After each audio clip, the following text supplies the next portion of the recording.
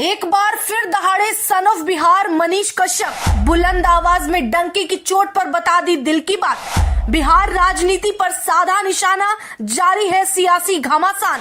तेजी से वायरल हो रही वीडियो, जल्द बदलेगा बिहार का हाल। इस वक्त बिहार की राजनीति किस ओर पलट जाए ये किसी को नहीं पता। हालांकि कई सूत्रों ने दावा किया है, वहीं मीडिया रिपोर्ट्स जो सामने आ रही है उसके बाद कई परतें खुल रही है और कुछ चीज साफ नजर आने लगी है। एक तरफ जहां उलटफेर और बदलाव का दौर जारी है, वहीं दूसरी तरफ बिहार के बेटे मनीष कश्यप ने एक बार फिर दहाड़ लगाई है। मनीष कश्यप ने वीडियो के जरिए जाहिर कर दिया कि बिहार में सत्ता चाहे किसी के हाथ जाए, लेकिन अब बिहार में राजा का बेटा राजा नहीं बनेगा, बल्कि वो बनेगा जो जनता के लिए सही है, जो उस पद के लायक है। अब एक नई कहानी लिखी जाएगी जिसकी शुरुआत अब राजनीतिक गलियारों में शुरू हो चुकी है। इसे लेकर मनीष कश्यप ने खुद एक वीडियो बनाया और लोगों से शेयर भी किया है। आप उस वीडियो को देख लीजिए और सुन लीजिए। नया मुख्यमंत्री देखने को मिलेगा बहुत जल्द आप लोगों को।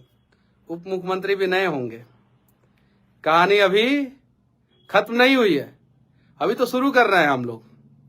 और अब राजा के बेटाओं की कहानी नहीं लिखी जाएगी, अब गरीबों की कहानी लिखी जाएगी, उनके स्वाभिमान की कहानी लिखी जाएगी, उनके साथ जो अपमान हुआ है उसकी कहानी लिखी जाएगी।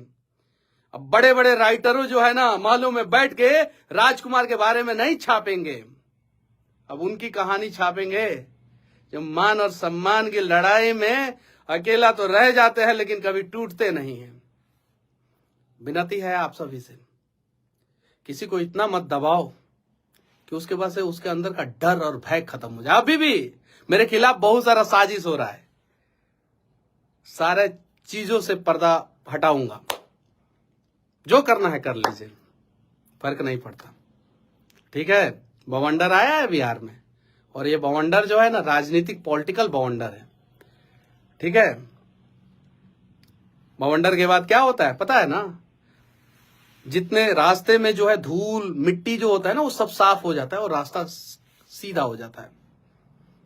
ठीक है, जब भी तुम्हें लगे कि तुम खत्म हो गए हो ना, जब भी तुम्हें लगे कि तुम खत्म हो गए हो ना, तुम्हारे पास कोई ऑप्शन नहीं बचता है ना, तो वहीं से तुम्हारी जिंदगी चालू होती है।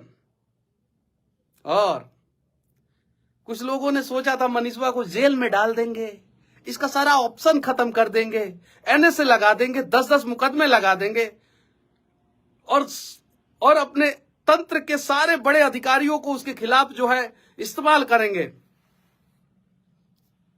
आपने हमारे लिए ऑप्शन खत्म करने का प्रयास किया और वहीं से तो हमारी जिंदगी चालू हुई। आप लोगों ने अपने लिए चिकना चिकना सड़क बनाया और हम गरीबों के रास्ते में खड्डे खोद दिया।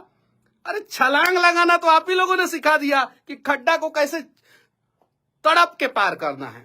जिस वीडियो को अभी आपने देखा उसमें सन ऑफ बिहार यानी कि मनीष कश्यप बता रहे हैं कि अब राजा का बेटा राजा नहीं बनेगा और राजा के बेटों की कहानी नहीं लिखी जाएगी, बल्कि जो असल में त्यागी और बलिदानी है उनकी कहानी लिखी जाएगी, जिसे पूरा देश देखेगा भी, सुनेगा भी और गौरवान्वित महसूस करेगा।